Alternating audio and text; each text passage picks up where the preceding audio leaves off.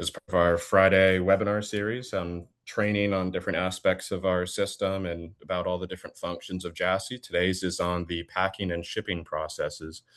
This is going to be for both the parcel, like a direct to customer or e-commerce business. We'll show the different packing options that we have, how we connect to carriers and handle all of the rate shopping and the shipping, the tracking numbers, labels, everything like that. And then we're also going to spend a little bit of time on the shipping side for wholesale or B2B, where it involves loading a truck with the pallets that you've picked, and then closing that truck, generating the BOL. If you haven't started picking webinars, we did one last week, last Friday, on our different pick processes. So, we'd be happy if you went and viewed that webinar if you haven't already, as it'll kind of lead us up to the point that we're going to be talking about today. So let's go ahead and get started on our individual topics. The first one is going to be the e-commerce packing. So we're going to talk about three different pack screens that we have within JASCI. There's the pack singles, there's the pack scan product, and then there's also the pack by LPN. So these three different pack screens, they're all going to be communicating with your carriers that you have connected and generating the labels that we need, and doing all of the similar processes. However, each one, there's operational differences. For example, with pack singles, that's going to be packing out a cart where you picked a batch of singles. A single in JASCI is going to be one product of one quantity on the order, just a single item that the person ordered. And instead of picking those individually and picking each order to a tote, what we do is we batch them together. So you go on your pick path, and let's say 10 people ordered a certain SKU while you're at that location. You're going to grab all 10 of them and put them in the tote.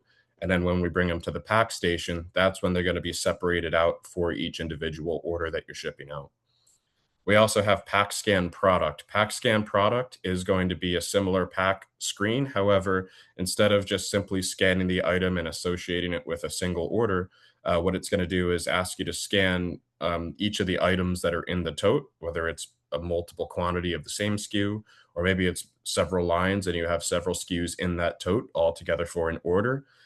You're going to be scanning those items, declaring your boxes as full when you get to them. That way you can dictate which products go in which box. And then you can ship out either one or multiple boxes all together with their tracking numbers. Um, we also have pack by LPN. Now, pack by LPN is going to be a function where you're simply scanning a license plate number to say that everything within that tote or within that box that has that license plate number is now packed. So it's a lot less scans, it's a lot less verifications. Typically, pack by LPN is going to be used in where you already had a bunch of touches, say at the put wall, where you were sorting the items to the tote that the order is going to go into.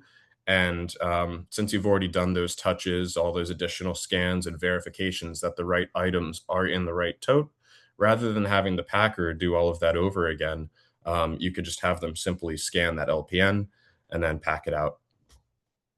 We're also going to talk about JASCI's parcel shipping. So you can connect directly to your carriers with your accounts within JASCI and set up all of the different service levels. And then this is going to be something that JASCI can instantly make calls to.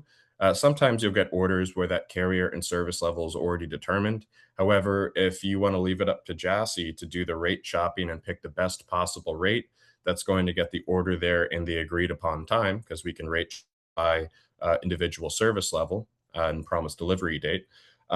Then we can actually get you the best possible rates. Go ahead and generate the label and the tracking information, print out the pack list and the shipping label. And now you've been able to process your shipments all within JASCI. So you don't need a whole nother system just for shipping your orders out. That's one of the really nice features of JASCI, is that we have a built-in shipping software that just comes included with our WMS. And our shipping portion is very powerful.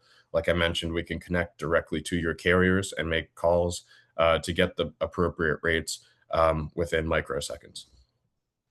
So then we're going to switch gears. We're going to talk about truck loading. We'll see an example of how a pallet would get moved from, in my environment that we're going to do today, it's how a pallet gets moved a staging location to the door that it's going to be loaded from, how we load it from that door to the truck, how we close the truck, and then also the bill of lading. Now, we'll have a bill of lading for all of your truckloads, and then we'll also have a manifest for all of your parcel shipments in the event that you'd like to hold off on sending your ship confirmations up to the host. We actually have what's called a shipment closeout where you can view all of your shipments by carrier. And as that carrier arrives at your facility to pick up those parcels, at that point, you can hit the closeout on that carrier. And then we'll go ahead and send all of the ship confirmations through the integration back up to the host. JASCI's customer base is kind of 50-50 on that approach. Some of them like to send the ship confirmation as soon as we packed out the order. It hasn't physically left the warehouse at that point, but it will be at some point in the afternoon when the truck comes to pick it up. Some people like to get it a little bit more exact with the time that it physically left the building. That way, they don't have people calling and complaining, saying, "Hey, why are there no updates over the last few hours on my tracking number?" So let's go ahead and get into it. Now, we are going to switch over into the software. So on my screen, you can see I've got the full screen version of JASCI pulled up, and we're just in one of my base demo environments. Now, the first thing we're going to do is we're going to go into these pack screens that I talked about. We have the pack and ship, we have the pack scan product, and then the pack singles. JASCI also has the ability to do mobile pack. I'm not going to be demonstrating mobile pack today, but mobile pack is a feature where you can actually do the packing process from a mobile device, just like the rest of the workflows, like picking and such.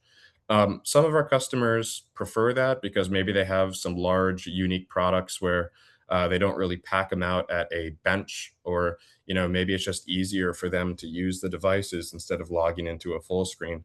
You do get a lot more real estate with full screen, and you're able to get a lot more visibility into the what you're packing out. So that's usually the preferred method, is to do the full screen pack options like we're going to see here. So let's start with pack singles. That's again, that's this is where we're going to be picking our single into batches. And then when we go to the pack station and someone begins to pack that tote from that cart, they're going to see all the items that are in that tote systematically. And as they scan each one, it's going to associate it with an order. So let's go ahead and we're going to sign into our workbench. Now, workbenches are very important with our pack process. The workbench is going to include the information of the printer that you're tied to. It's going to include a connection to the scale if you're using a scale to capture dimensions. It's going to have all of your attributes and behaviors of the packing process that you want to enable or disable for your packers. It's going to have a lot of settings, and you can create different packing benches with different settings. And then you can also create multiple pack stations if you've got several packers. So we're going to sign into this workbench P01 JASCI. That's my workbench for packing singles.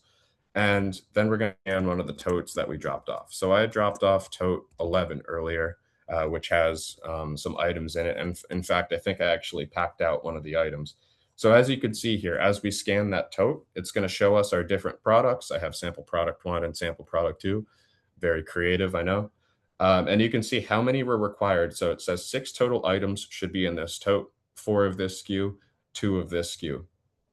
That's how many were required to be picked into it. Here it's going to show how many were actually picked, and then here it's going to show if any were cut. If you do cut during a pick process, we can also have that guide to a trouble station. In fact, that might be preferred. So someone in inventory control or whoever runs that trouble station will be able to resolve that missing SKU issue rather than having someone at the pack station resolve it. So we can also see how many we've processed so far out of what was in that tote. And earlier this morning, I processed one of them when I was getting ready for this webinar. So you can see that I have quantity processed 1 right here, which means that there's 3 remaining of this sample product. So we have some buttons down here. Maybe we want to void our previous shipment and scan the tracking number on the label.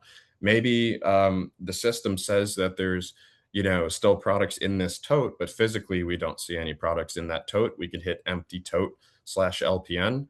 And at that point, what it's going to do is see systematically what we still had, declared in the tote. and we're going to be able to regenerate picks for those items, assuming that they missed by the picker. Someone else will be able to sign into a picking flow, pick those items, and bring them to the pack station.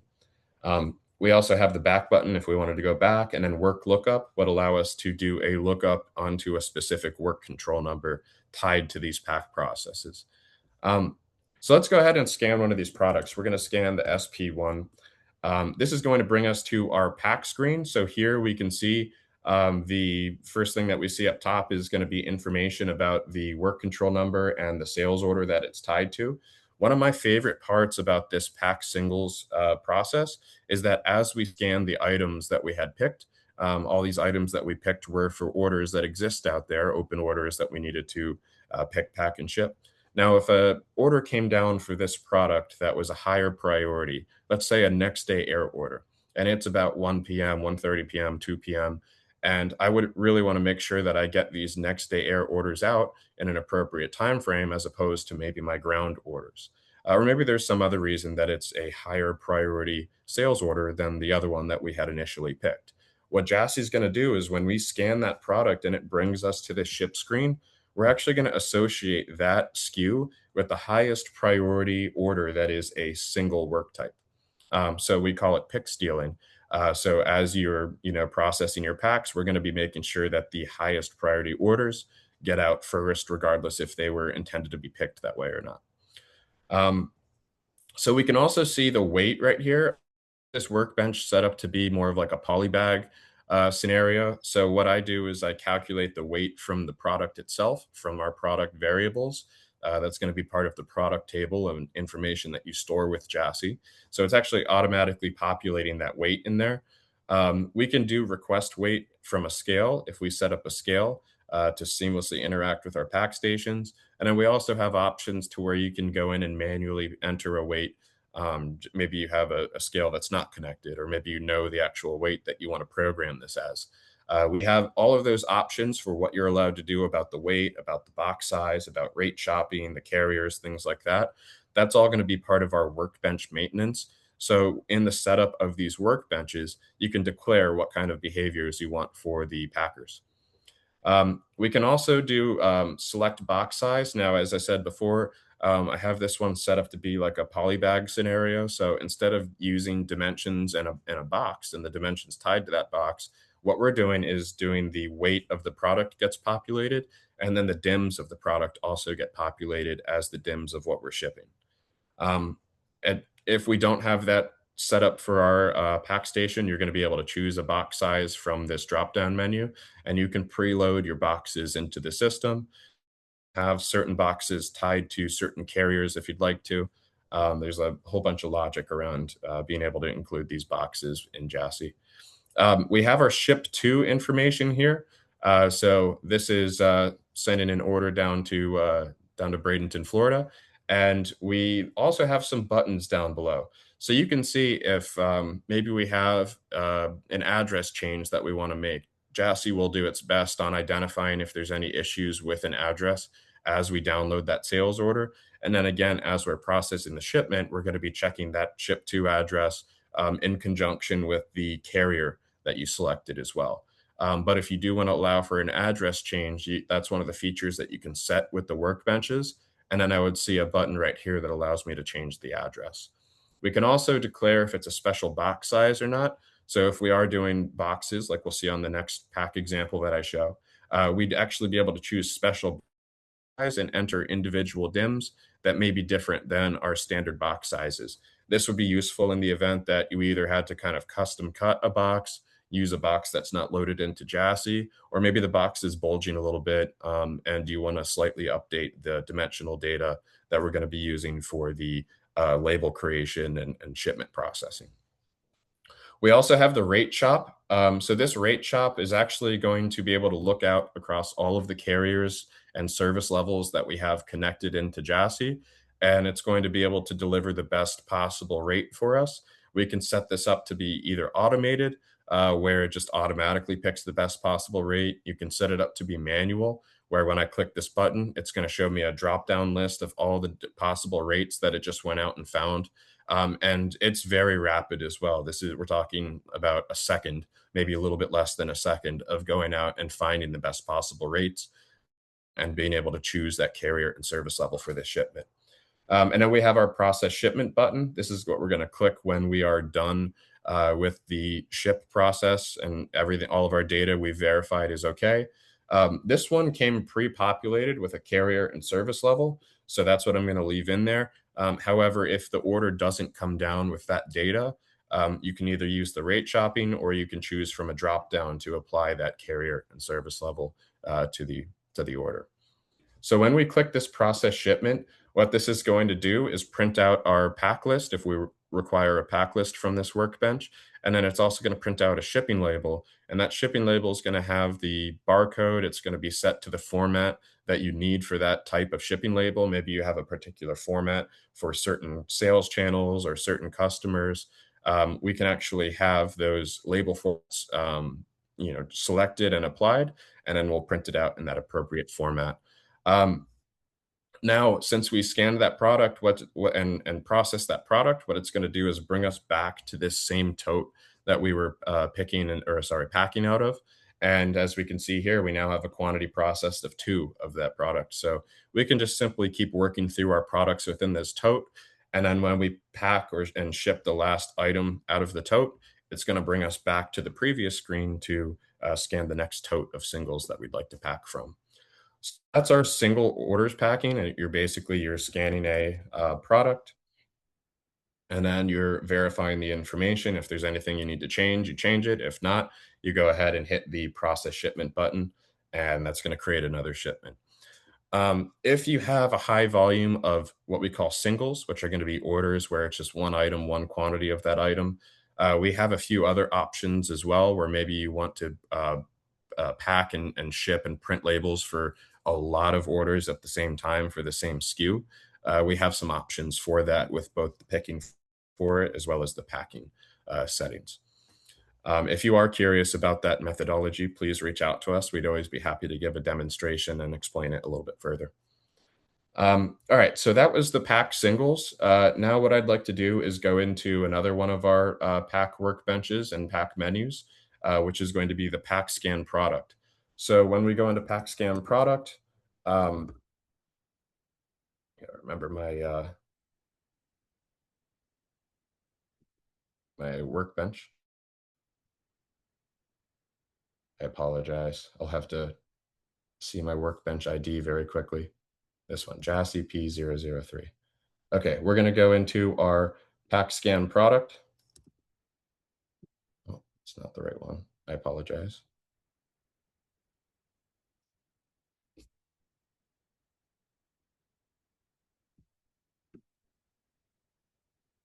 There we go. P001.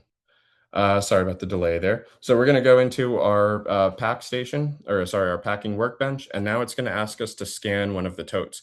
Now for this process, pack scan product, this is going to be where we're packing out orders that were picked discreetly, meaning that each item that was picked into the tote, all of those items are for the same order. So that tote represents an order that was put together during the pick process. So we're going to scan one of those totes that I've dropped off. And this is going to bring us to the screen to see what's in that. So this one was for the same product, but it was a quantity of 2. So if we go ahead and scan our product, it's then going to ask us how many that we'd like to say that we're packing. Now we have an option for this. You can just do each scan is going to represent, and typically this is done with like a Bluetooth scanner. Each scan of the product will count as 1, or like you see here where we can have a pop-up, and as you scan one of them, it can ask you how many that you're packing into this box. So we can go ahead and say that we're packing both of them. And that's going to say, all right, your product is processed. Now, if you notice down here in the buttons, we have a new button called carton full. This carton full button is basically us declaring that the box we're into is full. So if there's any additional products that need to be packed, this is going to allow us to pack it into an additional box and then have both the tracking numbers for both packages all tied to this same order, this same shipment details. So what we can do is we can go ahead and hit carton full, and that's going to bring us to our next screen where we can choose our box. We can choose, let's say we want to put this in the 10 by 8 by 6 box.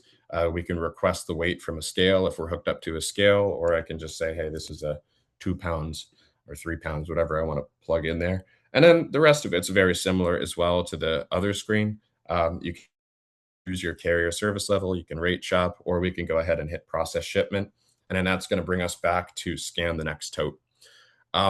This can be where you want to, maybe you're dropping off the entire cart in itself and you have your packers kind of progress through the cart and pack out the entire cart. Or you can have a setting, which I have here in my demo environment, where you're going to be simply just dropping off the totes, and then you can reuse that cart for picking right away by putting more totes on it. And that way you're not really taking up too much real estate at the pack station when you have a lot of orders to process. You're not having, tons of carts all packed up surrounding the packer, and then getting a bottleneck with your carts. So that was our pack scan product. Now that third one, I'm not going to go and show you the same example. Just know that the only difference between pack and ship and pack scan product is that with pack and ship, instead of scanning the products, verifying how many we've packed, we simply scan the LPN itself, and that's going to bring us to our shipping screen. All right. So that is our pack processes. Now, we talked a little bit about rate shopping and the carriers within there.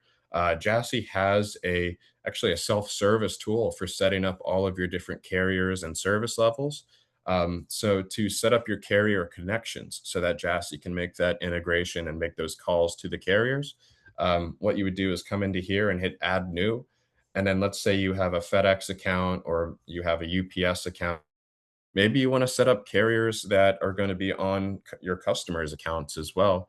You have the ability to set up all of those as individual carriers that you can select for orders and be able to choose if you're shipping on your account or on the customer's account. That sometimes that happens. Maybe if you got an order in from, say, Kohl's or something, and they actually prefer you to ship it on the Kohl's account instead of your own. So this is where you would come in and you would set up all of your carriers. And then during the pack process, that's where JASCI is making these calls to the carriers and we're getting the rate shopping done or delivering the rates. You can apply a markup if you'd like to, which is pretty common with 3PLs. And we'll be able to show you the data of the actual charge versus the total charge that you're declaring for your clients. So this is our how you would set up your carriers and service levels. We also have a maintenance screen if you'd like to go and maintain what codes are for the service levels, or any kind of information about that carrier that you want to set up. So just to go back to our presentation screen, we talked about the packing methods. We talked about the shipping connections and rate shopping. Now with the labels, we actually have a system where you can choose what your label formats are. JASCI has compliance labels as well. So a lot of the popular vendors out there and customers, they're all going to have their label requirements, whether it's Amazon or Walmart or Michael's or Kohl's. They're all going to have these unique requirements for their labels. Maybe that's not as much in the parcel as it is the loading of trucks with your pallets or your B2B flows. But we'll be able to automatically apply those different label formats and print them out so that you don't have to worry about making sure that you go to like a separate desk and print out that particular type of label or have to load another program for it. JASCI is going to be able to store these label formats and instantly be able to print them out based on data we know about that sales order or about that sales channel or customer. So next, I want to talk a little bit about the wholesale side. I'm just going to actually have a quick video to pull up and in that side of the process a little bit better. Now, hopefully y'all will be able to hear my audio here. I'm going to go ahead and play it. And this is basically a process of me finding a pallet that we have at our staging area, our P&D location, moving it to one of our stage doors, and then loading the pallet from that door to a truck and generating the bill of lading. This process uses a few different things. Right now, you can see I'm in the work detail looking at the pallet that I'm actually going to be loading. But this also uses screens like our viewpoint load, which you may have seen from some of our other order management and pick webinars. Viewpoint load is used throughout for B2B and wholesale. It's how you're going to be assigning what picks are going to be released and where they're going to be staged or what doors they're going to be going to. It's how we close the truck. There's a lot of functions out of viewpoint load, so you're going to see that here. So I'm going to go ahead and hit play. And if you have any questions, feel free to pop them into the chat as this is playing. I'm going to look and see if we have any questions. But let's go ahead and enjoy the process. Now we're going to show the process for moving it from the stage location to the door and then loading it to a truck at that door. So the first thing that we're going to do is come into our workflows for outbound. It doesn't matter where you store it. You can, that's totally up to you. I have it under pick, although I probably could put it under ship as well. But we're going to do the PD to stage location. So this is going to ask us what LPN we are moving. So we have our LPN right here. I'll simply pretend I'm scanning it by copying it and pasting it. And when we scan that, it's going to tell us what door we're bringing it to. You can see at the top it says Z door. So we're going to scan Z door. And that's going to confirm that we have done the proper drop-off. You can do this with a button as well, where it says confirm drop-off and you hit a button. But a lot of our customers like to have a scan confirmation to make sure that it was dropped off at the proper door. So we'll go ahead and scan that. And now it's going to just say, hey, go ahead and scan another license plate number, which I'm just going to do this one for this example, but you can keep somebody in that P&D to stage location workflow as they're bringing over pallets one at a time. They can scan the LPN, scan the door, scan the LPN, scan the door. So we're going to go ahead and go back to our viewpoint load, which if we refresh here at the door, and we have it in a stage status, but before we load it to a truck, we need to make sure that we assign a truck. So I'm going to click on the Z door that we just dropped this off to, and we're going to go to assign truck. So here's where we can choose different trailer types if you want to keep the different trailer types and kind of monitor which trailers you're sending them out on. And you can also specify carrier specific doors. I don't have that setting for this door. However, you can force a carrier or force a selection of carrier at the door. Here it's going to ask us for the ID of the trailer. So I'll do a trailer ID called 1234 just to keep it easy for myself. And we're going to hit OK, and it's going to confirm that we've assigned that trailer to that door. And what this is going to do is start the clock basically for this trailer. You see all my other ones are blinking, or a lot of them are because they're very old. However, this one, it's not blinking because it's only been there for a few seconds now. And again, that comes down to your preferences. The flashing is basically indicating that's either work or a truck has been there longer than you'd like it to be. So we're going to go ahead and click on this door, and well, on the mobile device, we're going to go into a different workflow. We're going to go into our load truck workflow, which this is going to ask us which door we're loading from. So we'll say Z door. And now it's going to ask us to scan the LPN or ASN. And the reason it's doing that is because when we dropped this off to either its stage location or to its door that it needs to go to, we're going to be printing out two labels. One label is going to be the list of all the itemized products in there and their quantities. And the other label is going to be the shipping label, which is going to have both an LPN and an ASN that have barcodes that are scannable. So if we go to our door details, we can see that we'll sort it by last activity again, make sure we have the right one.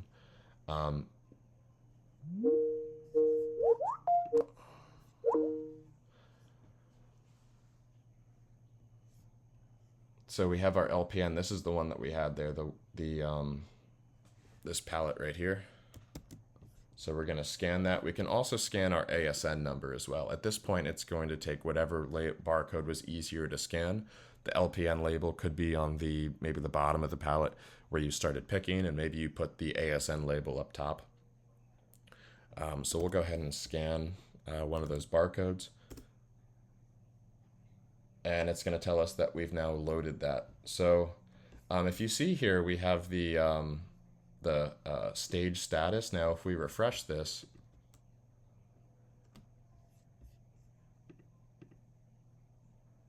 oops, you can see it's in a loaded status now. So we have that status visibility to see what's been loaded and what hasn't been loaded. We could see the last activity time and task, which was the truck load. And then now if we continue, it's going to keep asking us what else are we loading to this truck. So let's go ahead and go back. I know I have a lot more pallets there to be able to load, but I'm not going to load them all for this demonstration. I'm just going to go ahead and close the truck with that pallet. Now, we do have rules for the closed truck. As we click this closed truck, what it's going to do is show us everything that's assigned to that door. We can view the open picks that are still out there, or we can choose to close the truck. Now, outside of my demo environment, most of our customers like to have to where you can't close the truck if there's still open stuff that needs to be picked or loaded. However, that is a setting that you can apply for by door of if you allow it to be by company, if you allow it to be closed early or not. In my demo environment, I don't want to have people sit through all of the loading and everything, so I allow for partial closes. However, most of our customers do not allow for that, and it'll prompt an error at this point or a message at this point that tells you, hey, you have more stuff to pick or load. So since I allow for it, it's going to go ahead and say, hey, confirm your trailer ID. So we'll hit confirm, and now it's going to say our truck is closed. So if we look back at our viewpoint load after this, we're going to see that we no longer, and I'll hit refresh, we're going to see that we no longer have a truck here. And then also that screen that it popped up, this is going to show us our bill of lading. It's going to have our ASNs, it's going to have our sales orders, it's going to have the total quantity and weight. And this is like an electronic version. You'll have like a bill of lading number. You'll have, if you want to use pro numbers, you can force it to enter a pro number. It's going to have your ship from, your ship to. It's going to have all of your information about it. Now, if we hit this print button, what it's going to do is open up basically a printable version of this BOL, where it's going to have all of our itemized information of what physically went out the door. So you can see the quantities, if you have HMX codes, item descriptions, the ASNs. You can, this is going to be something that you can always go back and pull up again. We have what's called a BOL lookup, which is here, the BOL display and lookup. You can actually search by bill of lading number, the trailer ID, the date it was closed, or even the door that you sent it from. So you can always go back and get this information, but we are going to be able to print out this bill of lading to make it that much easier for your team to hand to the driver. Okay, so that's all for our webinar today. We wanted to show again, we wanted to go over the e-commerce pack methods, the parcel shipping platform that we have with the different carriers and labels and rate shopping, and how it's all tied right into the WMS to make it seamless. We talked about our truck loading, and as you saw in the video there, how it goes from either a stage location or the door into the truck, and how we close the truck and generate a bill. So if there's any questions from this webinar, don't hesitate to reach out to us. And we hope to see you on the next webinar that we have. Thank you, everybody, for joining, and have a great day.